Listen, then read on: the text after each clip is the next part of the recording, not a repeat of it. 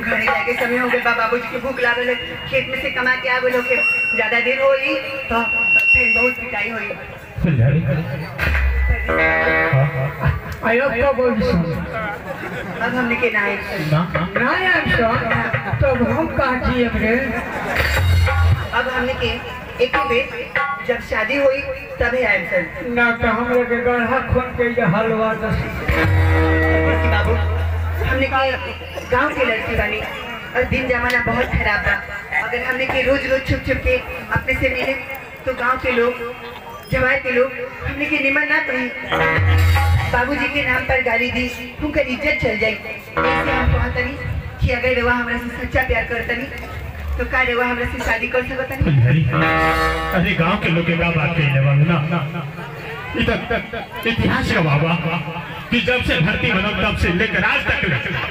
हर आदमी प्यार के दुश्मन बना लेकिन प्यार करने वाला के हुसैन डरा ना कबू डरा ठीक बात अपने हमरा से ही बात कही कि का रवा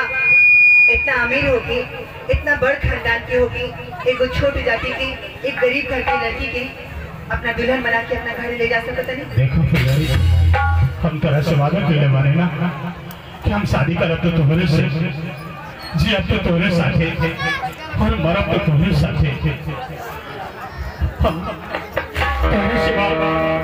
और क्यों से शादी ना करो यही परदेसी बाबू बोला ये बताइए कि अपने के घर में के बाद अपने के बाबूजी के नाम कौन चीज बा? हमारे बाबूजी के नाम ठाकुर भूपेंद्र सिंह जी और घर में अपने के और के बाद और क्या हो रही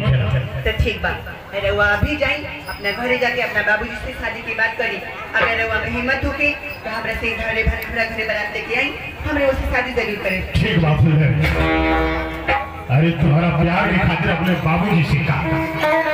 अगर जरूरत पड़ी तो भगवान से तोरा के मांग ले। ठीक बात हम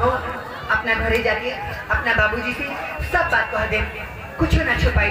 ओकरा बाद अपना बाबूजी की रवा घरे रिश्ता खातिर आप जरूर बैठाई। साचो लेकिन उससे पहले सब बात रहो अपने बाबूजी से जाके अरे अभी जाके अपने बाबूजी से बात करो। ठीक बात आप फटड़ी की जिम्मेदारी हमरा पर काहे से केगा तो केहू है नहीं देखे एक शादी हमार शादी एगो मर्दा पर एक साथ एगो काम करिए तो निक हो चाहे ना हो हमार करवा हमने के ना हो जब हमने के ना हुई तो हमारे बाबूजी तो है कि गोली मार दिए गोली मार दिया तो मर जा मैंने घुट घुट के तेनाली जिए तोरे होई था एक लगे रहता नहीं बड़े धोखा लग रहा। अरे प्यार के दुश्मन नहीं जमाना बढ़ रहा है। एक परदेसी बाबू सब हम जाते हैं सुनो जाते हैं अरे घरे जाइए बाबू से बात करें शादी होगी तब सारी जिंदगी साथ में। अरे बाबा कहा ना था हम अभी भी कर लेगा आज ये बात कर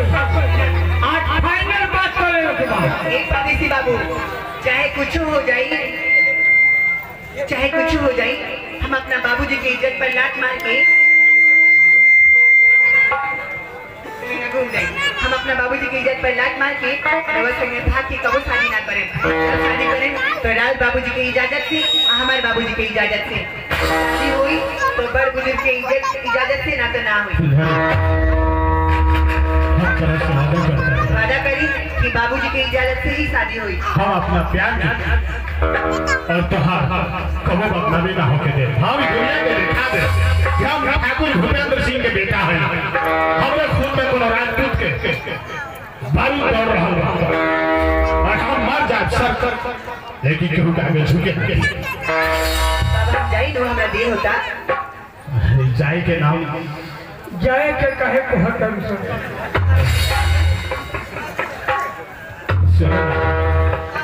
बात करिए ना डट के बतिये से प्यार में ना टेढ़ाई जाला पिटा देले वो अलग बात वो टेढ़ाई है आ तू अपना हो ना डरा भले के अपना बाबूजी के लाते बोला हंस ये वो अलग बात भले के टेढ़ाई है आई लव यू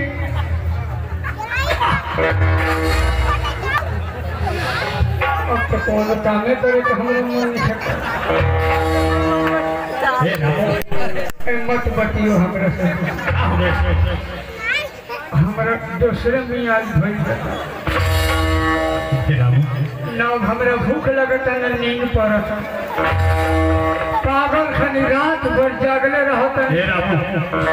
एगो बात कान खोल के सुन लो अगर हमरा के नाम मिलिया ना तो हमें जहर के शीशी कीन के रख ले बात आधा ते खानी है आधा हम खाई दुनू वाला ना मरले तो गांव के लोग साचो के पीट के मुआ दी हम तो कसम खाइले बात कि अगर हमरा के नाम मिली ना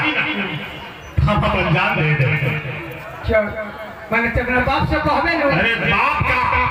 जरूरत पड़े तो उनका बाप के पास से कहबे न ठीक है आप प्यार कर ले बनी कहब ना यहाँ कहत रहा हमार ना कहला तो हम डायरेक्ट कह दे कि तोहार बेटा लड़की से प्यार कर लिया अरे तुम्हें कैसे पहले हम न कहा सूरत जन्मान हमने करे से उतर गए बात चल ओरिजिनल अपना बाप के बेटा हुआ तो कहबे आ डुप्लीकेट कर देता ना हो तोहरी सूरतिया से बरसे अजरिया हो बरसे अजरिया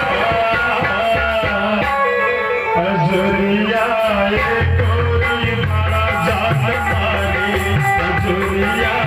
ये गोरी बड़ा जात मारी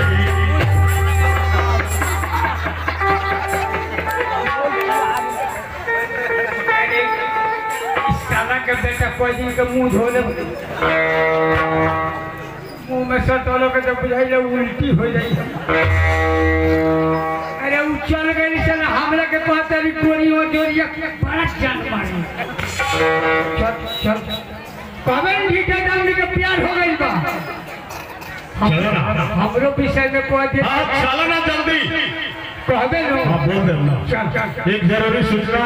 मेला समिति के मेंबर लाल बाबू जी आप जहाँ कहेंगे मंदिर में जाने का कष्ट है